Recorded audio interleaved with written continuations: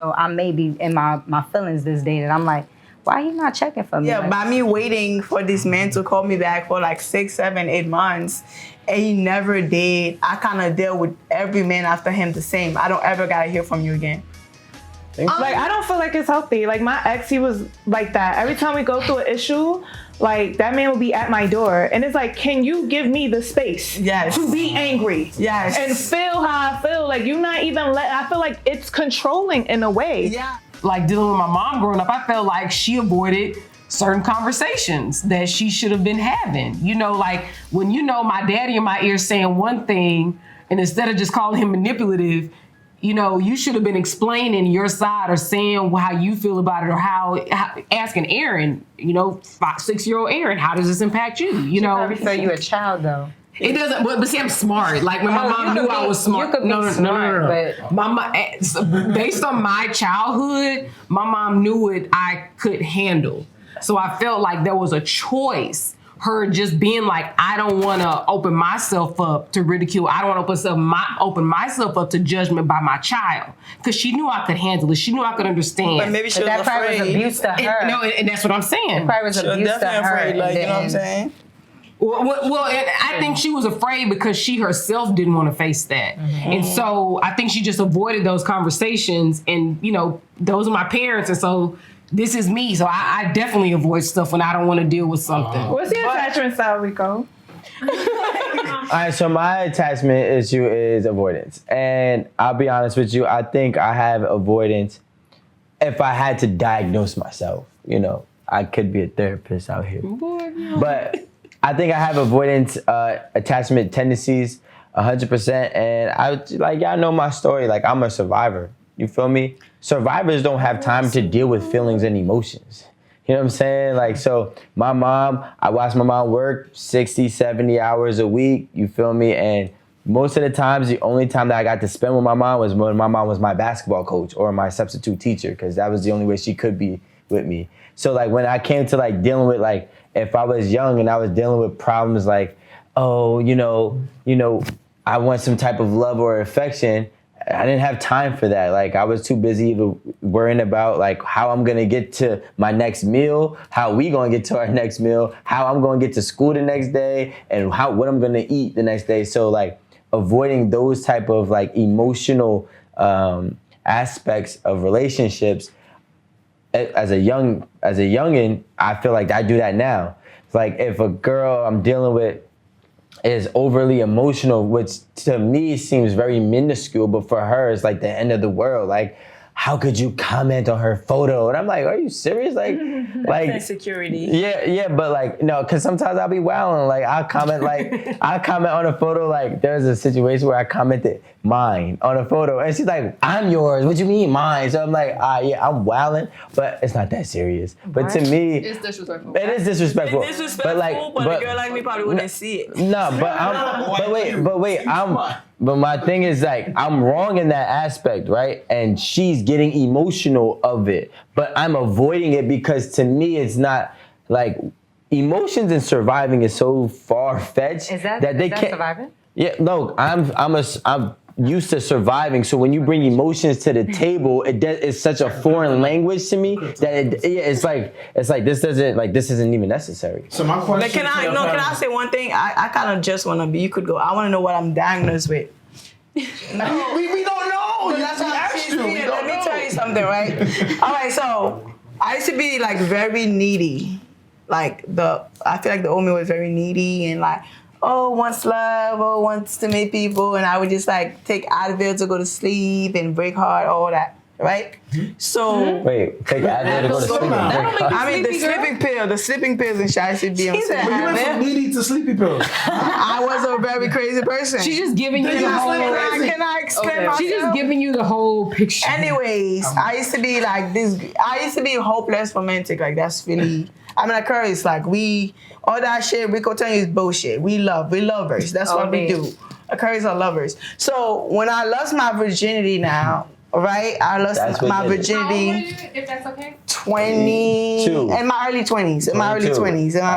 Anyway, so when I lost it, right? I lost it and I never had a call back that's how I became a freak. I'm like, I gotta know how to fuck. You know what I'm saying? I gotta learn. This is what I do. I waited 6 months, up to 7, 8 months, hopeful of a phone call. By me waiting for this man to call me back for like 6, 7, 8 months, and he never did, I kind of deal with every man after him the same. I don't ever gotta hear from you again.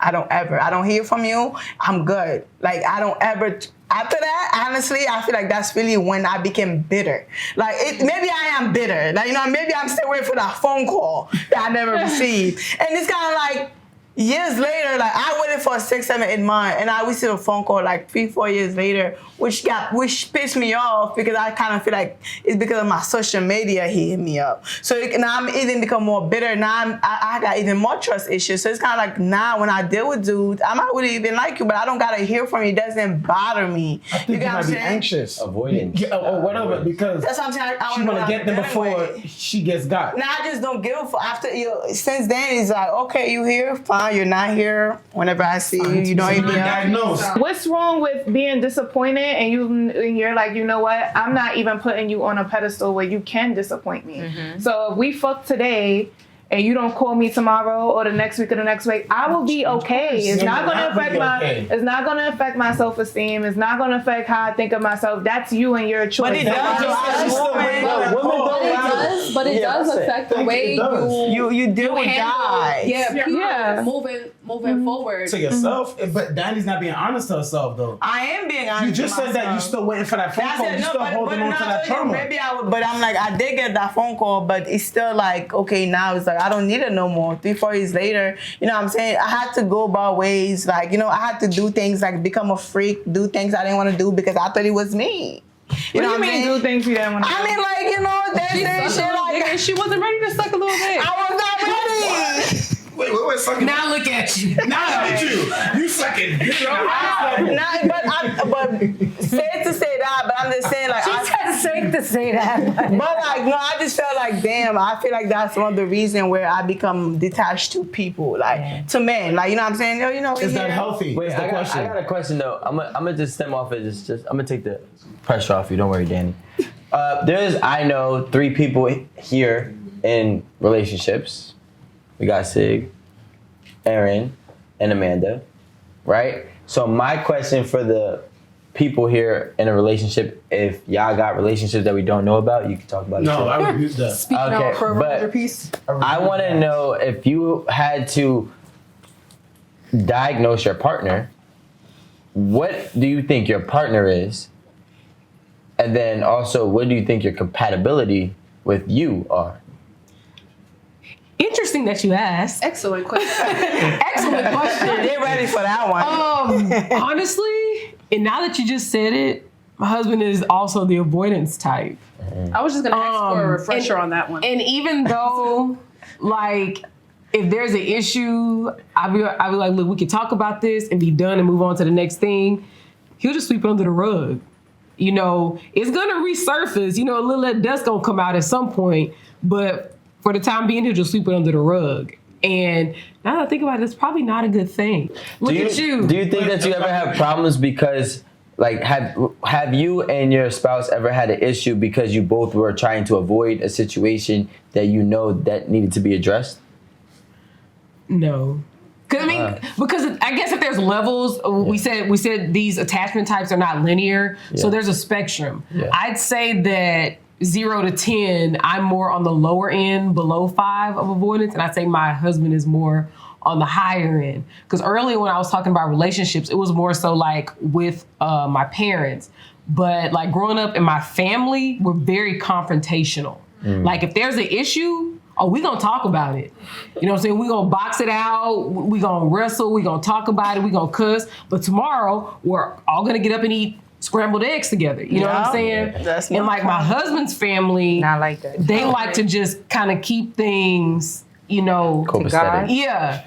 And me, subtle tension. Yeah, but me, that's gonna burn me up because we're not finna sit here and eat these eggs and Shit ain't right. Right, and there's some stuff that happened the other week and we ain't talked about it yet. That's what's not gonna happen because I'm not gonna sit at the table with you. You can move around. So when you ask about our partners, I feel like the way you described anxious attachment style to Erin, I feel like that's exactly how my girlfriend is. I feel like she definitely has to talk and resolve our problems. Like right then and there, she can't hold nothing in. Meanwhile, I'm more of the type to hold some things in.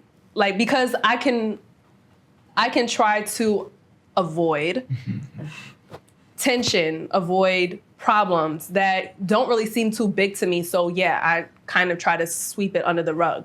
But her, she's just like, we got a problem. Let's not let it build up. Let's talk about it. Let's get it out the way so there's no tension between us. Then there's no, problem. She's definitely that way. Is that necessarily healthy? Like, I don't feel like it's healthy. Like, my ex, he was like that. Every time we go through an issue, like, that man will be at my door. And it's like, can you give me the space to be angry? Yes. And feel how I feel. Like, you're not even I feel like it's controlling in a way. Yeah. Almost because you're not letting me feel no emotions. You're not even letting me, like, really be sad about something or really be angry about something because you're trying to control that moment right then and there. I don't want, it's almost like, oh yeah, but let's get over it. No, you're not going to mind fuck me into thinking it's about me. It's about making you yourself feel good because you're actually the anxious one. And you're sitting here like, no, we got to solve it right now. Like, it's really toxic. I feel like you got to let people like really, if y'all going through something, go through it a little bit, feel the emotion. And then sometimes if you try to like attack something right then and on, you may say stuff you don't mean. Facts. You may make rash decisions, you understand? Yeah. So it's really good to give a person a space and give yourself space too. You know what I mean? If you see something that your partner didn't like, fall back a little bit. Instead of like coming at them like, yo, just fall back a little bit. Give yourself time to think and maybe you come at it more rational. You know what, Nikki? I think I really do. Because I really it's crazy do agree because with, I feel like you are right. I feel like not so much that it's controlling, but I feel like in the healthiest way, it makes sense for both of you guys to get your emotions out there. Like, give yourself time to be mad. I feel like that's what I do. Like, and especially for me to think clearly. So when I do address it head on, I know how I feel completely, and I know what I'm going to say. It is kind of bombarding when someone just wants to get things resolved right then and there, because sometimes you don't even know how to feel. And I've literally just experienced this yesterday.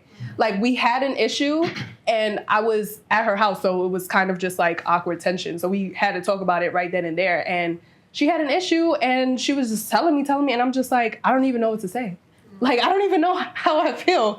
And I kind of was avoidant, and I was just like, you know what? Well, maybe we could just talk about it later. But like Nikki said, not to cut you off, Nikki, like, it does make sense when you gotta give somebody time, because it's kind of like sometimes when you try to talk about it when it just happened, you about to say things you didn't mean, he about to say or she about to say things they didn't mean, and sometimes when you let time go by and you come back and you kind of like, it wasn't even that serious. Yeah. Recently, I had a situation. A person lied to me about something really minuscule. I thought it was really stupid. It was a really stupid thing for him to lie about. And I told him, I was just like, look, I have one child. I'm not raising no grown-ass man, and I don't have to deal with nobody's bullshit, so it's clipped. He's like, all right, I'm not going to bother you. Next day, texts me. Whatever. I read it, don't say nothing. Then the next day, he hits me again, so I blocked him. Why are you not respecting my space? Why you're not even allowing me to be mad? Now you're trying to be over. Good morning, beautiful. I hope you enjoy. Shut the fuck up. Like, give me some time and come back maybe next week when I'm sitting there like, you know what? Everybody makes mistakes. Let me just, give him another chance when he hits me up. No, you're bombarding me. You're not even letting me be mad.